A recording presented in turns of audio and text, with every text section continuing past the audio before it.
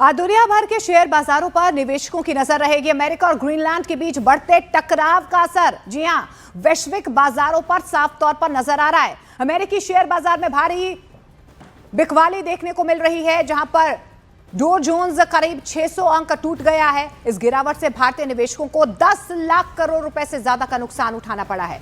वहीं यूरोपीय यूनियन पर राष्ट्रपति डोनाल्ड ट्रंप के टैरिफ से जुड़े फैसले ने भी शेयर बाजार में दबाव बढ़ा दिया है।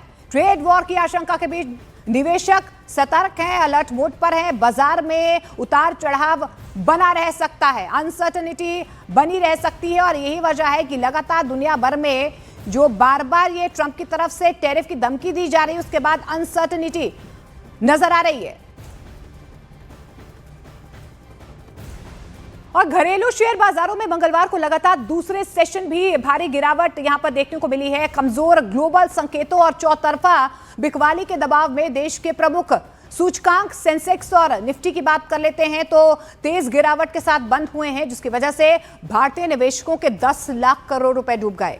मंगलवार को सेंसेक्स 1065.71 अंक टूटकर 82,180.47 पर बंद हुआ है। तो वहीं निफ्टी की हालत भी खराब रही है और निफ्टी 353 अंक गिरकर 25,232.50 पर बंद हुआ है। एक दिन में निफ्टी की 7 अप्रैल 2025 के बाद ये सबसे बड़ी गिरावट है और 15 अक्टूबर 2025 के बाद का ये इसका सबसे निचला क्लोजिंग लेवल भी है।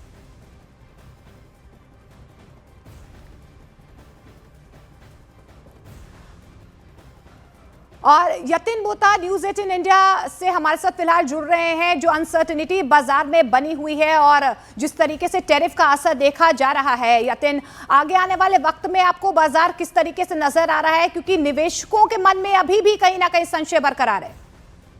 बिल्कुल संशय बरकरार है और अगर हम देखें तो ये ट्रंप साहब की मेहरबानी है जिसके कारण ग्लोबल मार्केट्स में आप इतनी बड़ी मंदी देख रही हैं।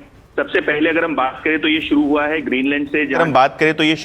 ग्रीनलैंड से, जहां ट्रंप साहब ने कहा कि जो भी ग्रीनलैंड को सपोर्ट करेगा उसको 10% अतिरिक्त टैरिफ देना पड़ेगा और उसके सामने ईयू ने रिटेलिएट किया।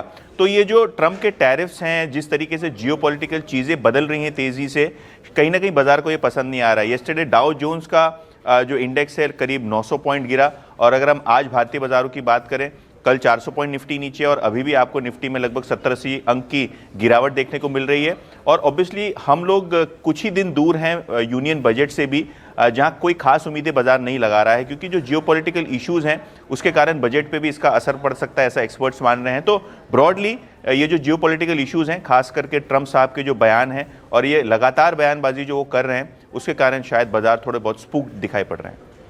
बहुत बहुत शुक्रिया यतिन जुड़ने के लिए, समझाने के लिए कि इस वक्त किस तरीके के बाजार में मार्केट में हलचल नजर आ रही है। लेकिन दूसरी तरफ यूरोपीय यूनियन ट्रंप के लगाए गए टैरिफ का जवाब देने की तैयारी कर रहा है।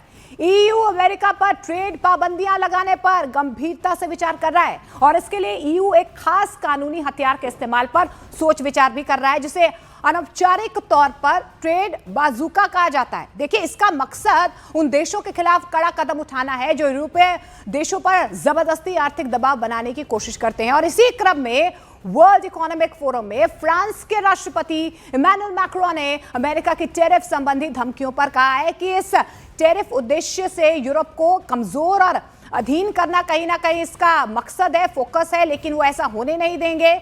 क्षेत्रीय संप्रभुता के खिलाफ एक हथियार के रूप में इसका इस्तेमाल हमें करना है। Killing the structure where we can fix the situation and the common challenges we have. Without collective governance, cooperation gives way to relentless competition.